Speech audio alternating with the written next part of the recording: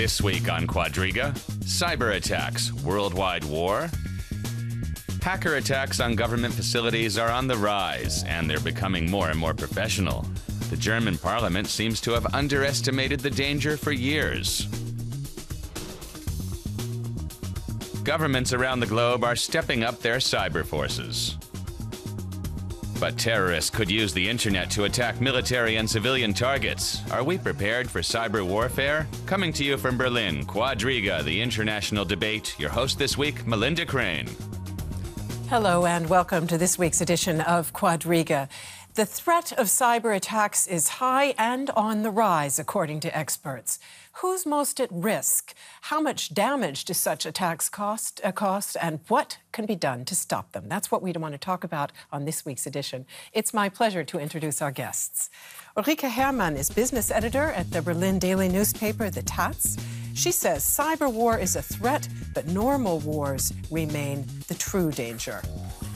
Alan Posener is an author and commentator for the German newspaper Die Welt. He says the Germans are obsessed with the supposed violations of our privacy by our friends, the USA. They still don't realize that the real problem is the violation of our security by our enemies.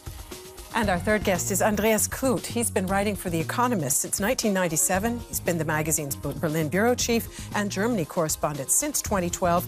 And he says cyber warfare is especially useful for terrorists. At least Germany is in good company, Andreas Kluth. Just in this past month, we've seen cyber attacks on the U.S. government. Also, the Canadian government has been targeted. Not to mention millions of private actors ranging from a U.S. baseball team to businesses and, of course, individuals. Experts say that the number of attacks is rising exponentially. Why is that? What is behind this dramatic increase? I think part of it may be that we're noticing more of them. With a cyber attack, one problem you have that's slightly different from the other types of warfare, maybe we'll get into that, is you don't always know that they're happening, how much of it is happening, and where they're coming from whom they're coming. Often we can identify some sort of hack attack as coming from China. That could be a false lead planted by the actual attacker somewhere else. But even if we say it comes from China, is it in some cases, individual members of the PLA, the army, or is it actually the government? So there are certainly more attacks because there are more people out there who are able to do it and more people who'd want to attack, use that as a type of warfare. And then we're also probably finding out a lot more about them, both the experts and then we, the public, are probably also finding out more of what the experts already know and are choosing to tell us. I want to talk a little bit later some more about the perpetrators, but let's also take a look at the damage that such attacks cause. Ulrike Herrmann, your opening statement seemed to indicate that you think the threat of cyber attack is fairly manageable compared to, say, normal warfare. But if we look at the most recent attack on the U.S. government personnel office, it revealed very personal, very sensitive data, basically on everybody who works for the U.S. government and on their contacts abroad. Now, clearly, that data could be used abroad for espionage purposes with very grave consequences for those involved.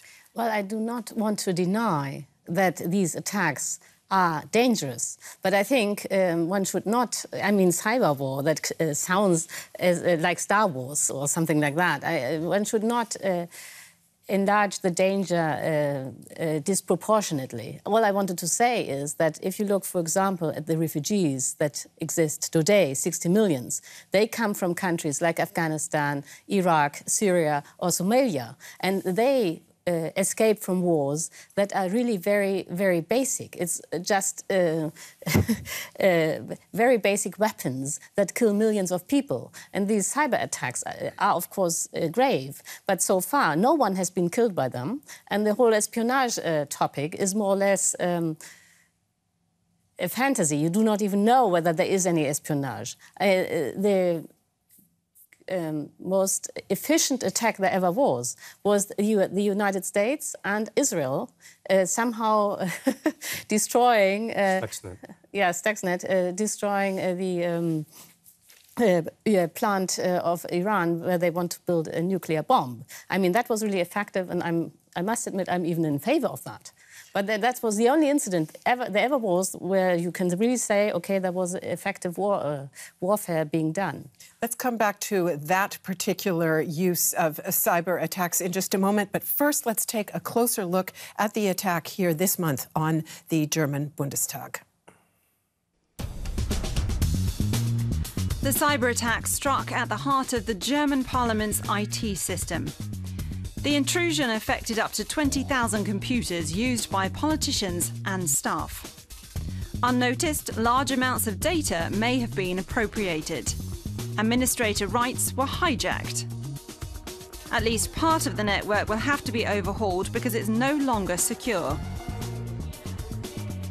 Experts say the high technical standard of the attack suggests that a foreign intelligence agency was involved. Politicians were taken aback by how vulnerable the parliamentary computer systems were. What we now need is a very secure system, like the government network, which is considered very, very safe. At least it's much less vulnerable to hacker attacks than the Parliament's network. It might have been smarter if we had adopted the security standards of the government server. IT specialists are assessing the extent of the damage and what they can do to prevent such attacks in future.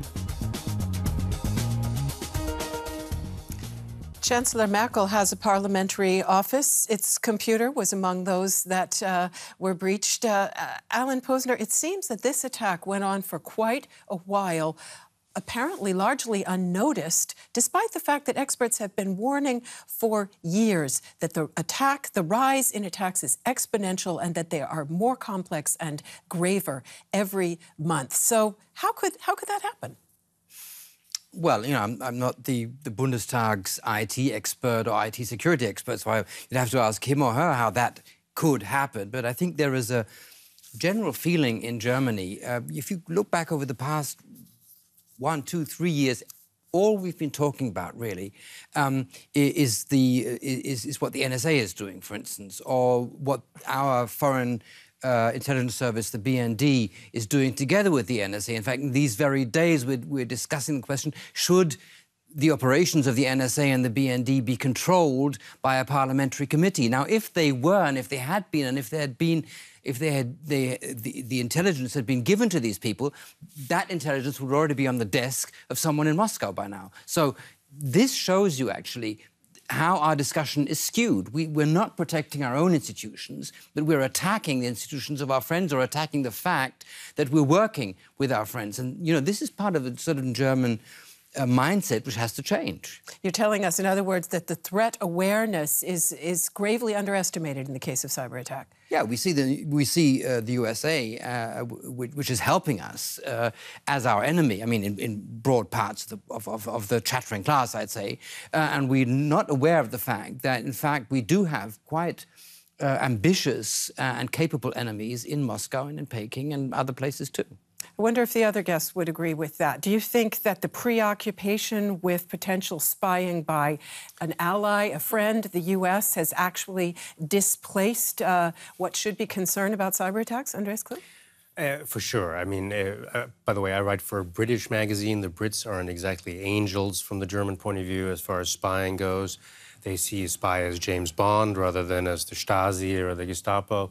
And they're right up there with the Americans. But it's true, there's a certain hysteria that even, or especially now, the French, for example, can't understand. The French, with their legislation since Charlie Hebdo, are going in the opposite direction and giving more leeway to their spy agencies. And so, yeah, the debate is somewhat hysterically has veered off in Germany, although there are very sound, reasonable premises of it, has gone overboard, has lost perspective. And, of course, what we're already doing in this debate is we're conflating, if not confusing, different things. For instance, cyber espionage with cyber warfare.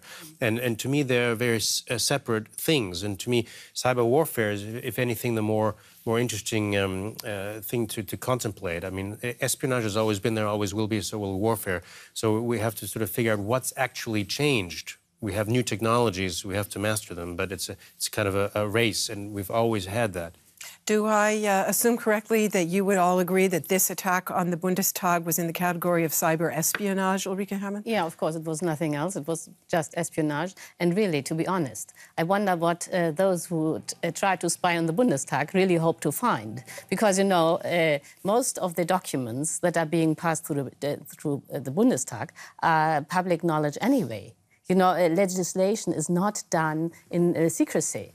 And and even the office of Angela Merkel at the Bundestag has nothing which is somehow interesting. I suspect the reason that the Bundestag was targeted, and by the way, we know about it.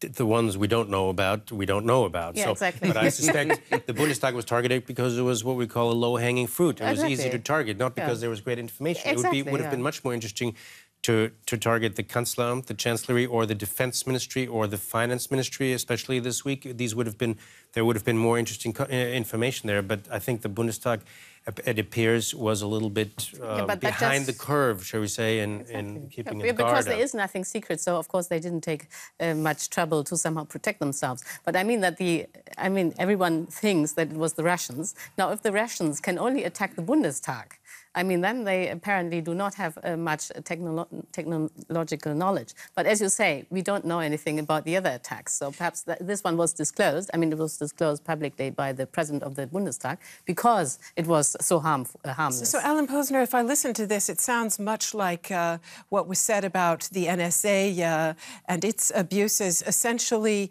out-of-control technology, so you do it because you can do it, and you're not really asking whether this attack makes sense or not. Does that mean we simply have to put up with such attacks and say they're now part of the landscape? This is what technology brings, and it's simply going to be there. Well, yes, we do, because that's a fact. But I'm rather unhappy with this disparaging of the Bundestag, of our parliament. In Germany, the parliament has a very central role, and for instance, our army is a parliamentary army. It can't be used anywhere. It can't be deployed without parliamentary control. We pride ourselves on having a control committee for the secret services and so on. So, and in the end, whoever did this, and I'm pretty sure it was the Russians, may not have been looking for secrets. They may have been looking, or not that kind of secret. Suppose you find enough secrets about the private lives of certain key members of parliament, and then you put them under pressure, so they're not going to vote for or against this or that measure. You know, that'd be classic espionage, wouldn't it? That's exactly how. Is it espionage or is it warfare? I think when you start putting pressure on people to do this or not do that, we are basically in the middle of a new Cold War with Russia anyway. This is part of that Cold War. It's not a hot war. It's not killing anyone yet. But it could lead to us not protecting people who are getting killed in Syria, in the Ukraine, potentially in other parts of the world.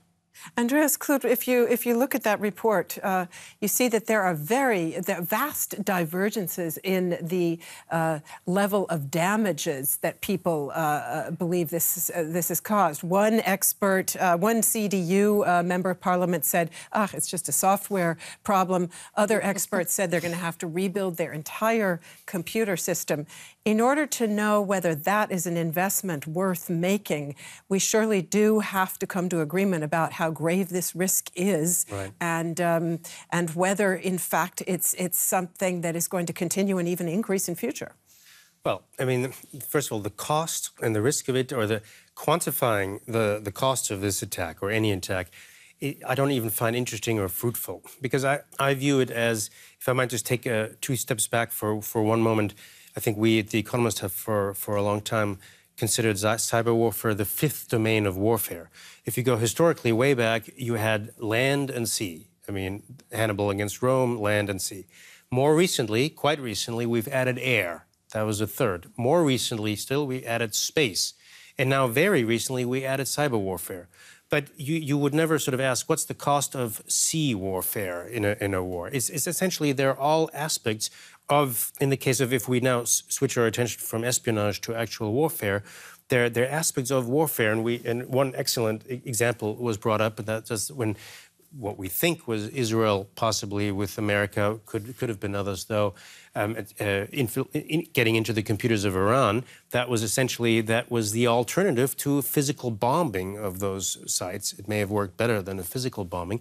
We know that Russia has already, and probably is constantly, in 2008, accompanied its war in Georgia with a simultaneous cyber attack. We also think that Israel, a few years ago, when they attacked Syrian sites, with an air attack from the third domain, accompanied that with cyber warfare to take out the air defenses so that they could do it. So if we talk about warfare, we have to prepare for it in the same way that we have to have a navy and an air force and a land army, and some countries have space weapons as well.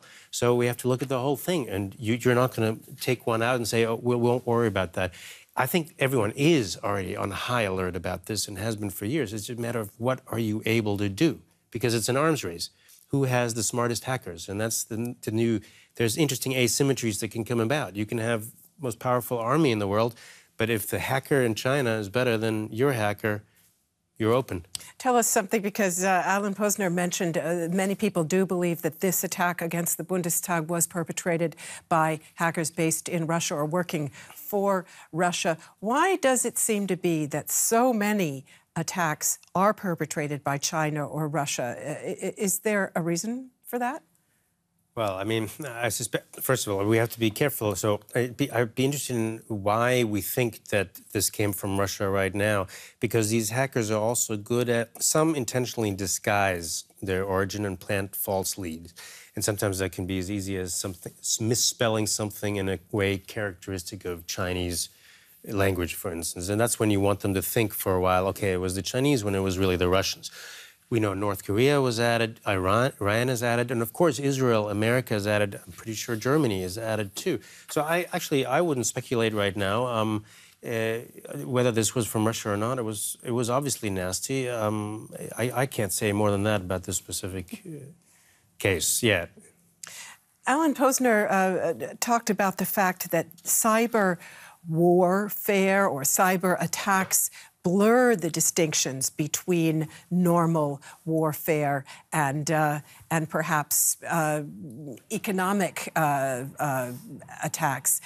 You, in your opening statement, Ulrike Herrmann, implied that they are two distinct categories. But as we know, digital technologies are blurring a lot of boundaries. Do you think that's the case here as well? Between economic warfare and political warfare? Or do you mean ask about espionage in companies? As well, yeah. Well, I think there is a lot of espionage going on anyway between companies. I mean, the German companies know exactly what the companies in the United States do and vice versa, but they do not use computer spying to find that out, but they just spy in a very traditional sense by using their own scientists to somehow find out what the other side does. So I think there is, when it comes to economic warfare between countries, there's a lot of espionage going on anyway. When it comes to this distinction between normal wars and cyber wars, I think in a way they can be really compared, because with cyber war it will be the same as with the normal wars. There is those who have the technological advantage will, of course, be the superpowers. Perhaps North Korea somehow has the possibility to plant a bug at Sony's, and then to prevent the broadcasting of this film, The Interview. But I'm quite sure that much more cannot be expected of North Korea, whereas the United States, with all its manpower and its knowledge and its money, will, of course, be also the superpower when it comes to cyber wars. By the way, just one in terms of terminology, for me, the Bundestag hack attack is not cyber warfare. No. Cyber espionage. Cyber warfare would be when countries or non-state actors targeting somebody will take out the electricity grid or bring down or blow up a nuclear plant, while at the same time physically attacking as well. Okay. You both mentioned another category, which is the Stuxnet attack. Let's look at that and then talk about what that meant. In 2010 or earlier, computer malware infected nuclear facilities in Iran. The apparent aim was to sabotage the country's nuclear program. The computer worm Stuxnet was identified in June 2010. It specifically targeted industrial software from Siemens, developed for the company's monitoring and control systems, such as those used in the Iranian nuclear plants. In those facilities, the computer worm made the centrifuges used to enrich uranium fuel spin at too high speeds, causing irreparable damage.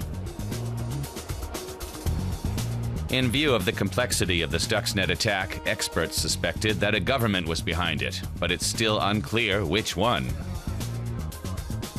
Some analysts have implicated the US and Israel. Stuxnet was one of the earliest and most successful examples of a cyber weapon targeting a country. The first shot in a global cyber war.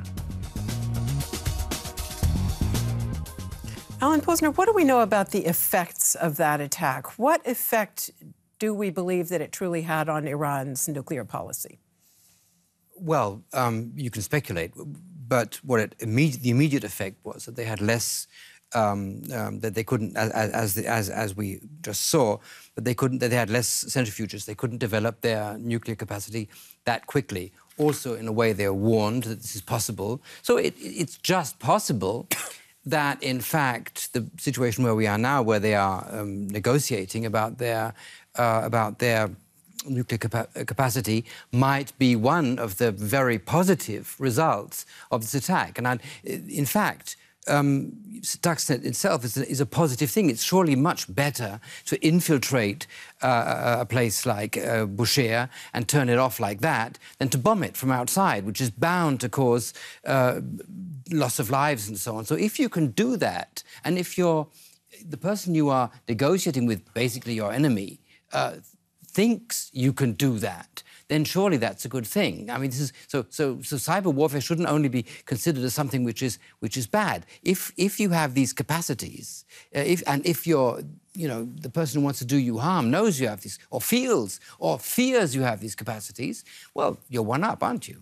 Andreas Kluth, you said that in your view, cyber warfare would actually be using cyber weapons, cyber attack, in conjunction with other conventional weapons. But in fact, here, it was used instead of a bombing attack. Isn't that, as Alan Posener just said, the preferable alternative? Very much so. And so we've added a scalpel in medical metaphors to the toolkit of war. Yeah, it's better in this case from that particular action. There were no pilots and no civilians lost to bombing, which would have been the case if we'd physically bombed it. Also, there's a certain the ambiguity that we think we know who did it and we don't for sure know who did it gives us what's called plausible deniability, which is another tactical tool. Do we really not know who did it? No, we're all pretty sure we know who did it, but you see there's plausible deniability. Israel and the U.S. Yeah, we see a direct attack, let's say a physical attack, the alternative, there would have been planes that the Iranians would have tried to shoot down, and then there would have been immediate pressure to retaliate. We might have slipped into a war, whereas it's a more, the Germans would say, Fingerspitzengefühl, or it's a nuance. But the more interesting thing about it is that A, it can be positive as well as negative, and in this case, I think it was positive.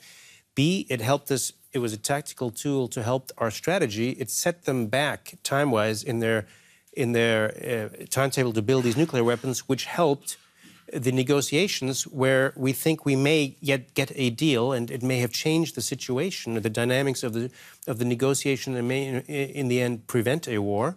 And I think most interesting is that it's a new tool, but it's not really new, because what still matters in warfare is really what goes back to Karl von Clausewitz, tactics and strategy, is that politics is, war is always a continuation of politics by other means, as he said. And so you try to achieve an end, and now you have another tool. And this can be used for an Armageddon situation, although I don't think that's likely, or it can sometimes be used to actually have alternatives to bloodier forms of warfare. Ulrike Herrmann, is there no downside to putting this tool into play? As our report said, this was the first known use of a cyber weapon in this way. Andreas Kluth just told us, well, you know, if it had been a conventional bombing by airplanes, that would have led to demands for retaliation. Are we not likely to see any form of blowback here, well, now that we've got these weapons in play?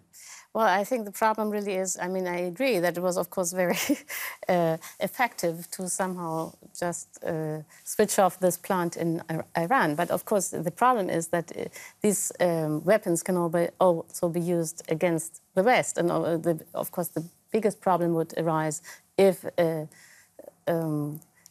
it was somehow managed to blow up a nuclear plant. I mean, the damage would be just immense. But I think what is really interesting about this case in Iran is that the West manipulated a program written by Siemens. And I think that really shows how cyber war can be won by the West, because all the leading programs for computers are from the West. I mean, mostly Microsoft and so on.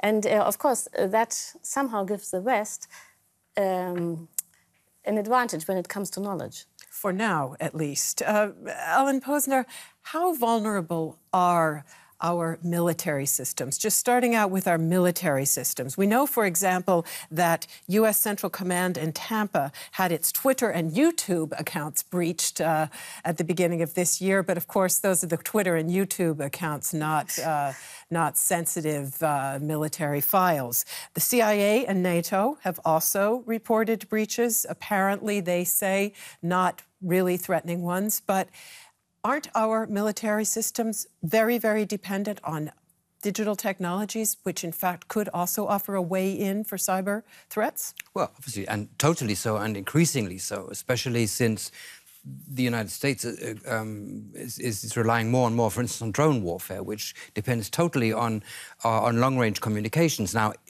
just imagine if the United States had so they threatened Syria with some drone attacks, and then these drones, instead of flying to wherever, flew to Washington. You can imagine, and you know, this thing is entirely possible. But I do actually think that at the moment, the danger is twofold. Firstly, that we actually underestimate the danger from outside, not the United States, not the military, but other parts of our state apparatus. And secondly, with these huge amounts of data, you have to have people who manage them, like, for instance, Edward Snowden. And the human factor, actually, is a dangerous one. What happens if someone just pulls this onto what used to be called a floppy disk, or a UBS stick, USB stick, and goes off to Russia, which he has done. And so this is the problem with all this data, that you have so many people working for you who have access, and then you can't control them.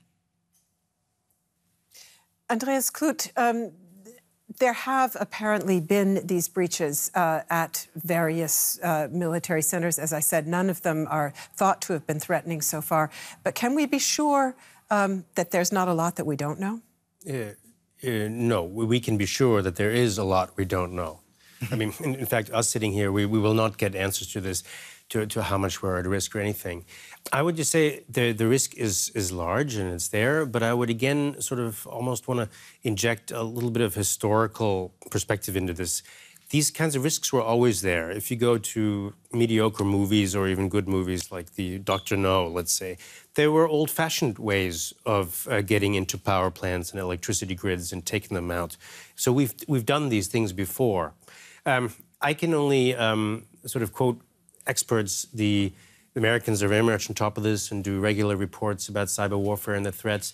And I think the fears that we had a few years ago of cyber Armageddon, which is a total, almost a nuclear attack, that the American authorities, at least, are now less worried about that. In other words, that we have a nuclear meltdown or even a nuclear missile or some true mass casualties from purely a cyber from attack. I think when instead they worry, it's more of a, because there is so much, it's almost constant, it's happening all the time, sometimes we're aware of it, sometimes that the cumulative cost of it rises.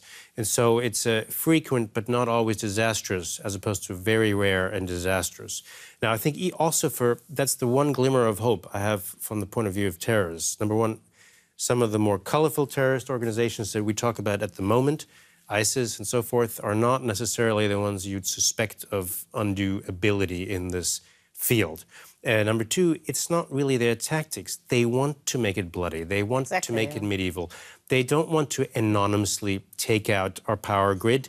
That's not the way they're going to get recruits or make a caliphate or anything.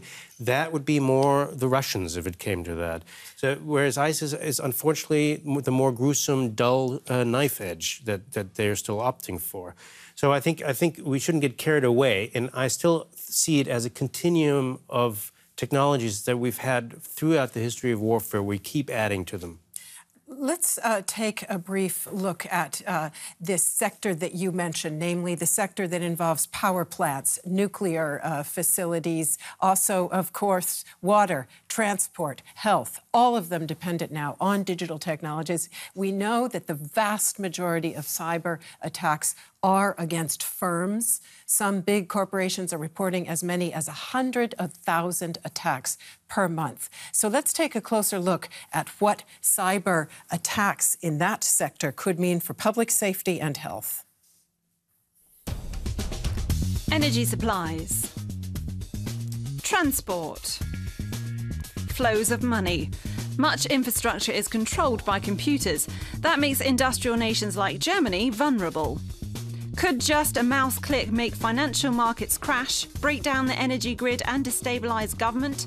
One of Germany's leading IT experts and advisor to the government says Germany's infrastructure is easy prey to cyber warriors. For years, we saved on security because we wanted to push forward computer network systems as quickly and extensively as possible. So we used a lot of shoddy commercial components, which have serious security gaps. So, have we already lost the cyber war? Ulrike Herrmann, it's the doomsday scenario. Of course, suddenly all the hospitals in Berlin no longer have functioning technology, or the whole power grid shuts down. How likely is that? Well, I'm not an IT expert, but I'd say it is not very likely that everything shuts down. What is really very probable is that there could be an attack shutting down one hospital, or perhaps even the hospitals of one town. But I can't imagine a scenario that all hospitals in Germany are being shut down at the same time. And that's because they are not interconnected on that level, for one thing. And the other thing is that if you want to really have a very effective cyber bug, it needs to be very, very specific. I mean, that's the main problem about cyber war. I mean, if you just throw a nuclear bomb, you can erase millions of people at one time. But with these bugs, you always have to target your goal very, very individually, because the programs are also very individually designed, mostly when it comes to run, let's say, water supply or whatever. So I think that once there is an attack that's successful, it might do some harm, but then everyone would be on the alert and would try to eradicate these last loopholes where the bug could enter. And I think that might be even easy because most of the programs are designed by Microsoft or by Siemens. So they know about their programs, and they also know where the loopholes might be. So it might be even easy to just close them down. I don't know, but in a way, I'm very optimistic that this is not the main problem of mankind. Alan Posener? Well, no, it's not the main problem of humankind, I'm sure. But I don't buy this idea that, Armageddon's not going to happen, so let's not get too excited about this. Look, they flew 3 airplanes into buildings in the United States, and they changed the face of the world forever, and especially the way we fly, cost billions of dollars, and so on and so forth, and created basically the conditions for what some people could call the war on Islam, which is war on terror, and so on. So you don't have to shoot down all the airplanes in the sky to change the face of aviation forever. And you don't have to shut down all the hospitals in, shall we say, Berlin in order to create a panic. It would be enough for one hospital to shut down in the middle of operation time and a couple of patients to die on the operating table. And you can imagine what's going to happen here. So, and as we are told, many companies experience attacks on an almost daily basis. Let one of them get through. Let one atomic power station come near a meltdown, and you're going to have, you're going to have real people on the street and what have you. So, I wouldn't be too sanguine about that.